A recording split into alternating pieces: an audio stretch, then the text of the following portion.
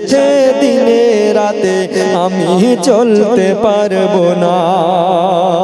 তো যখন বৌমা বলল তোমার মাকে এই ঘরে রাখা যাবে না, আমি না হলে বাপের বাড়ি চলে যাব, তখন সেই ছেলে কি করছে দেখুন, বউয়ের কথাই ছেলে যে তাই মাকে ডাকে কাছেতে, আর বলছে খুশি মনে রবে শান্তিতে চলো যাই ঘুরিতে, আর সব ফেলে গাড়ি চড়ে যাই কিছু দূরেতে, মাকে রেখে হাসি মুখে ছেলে আসে ঘরেতে।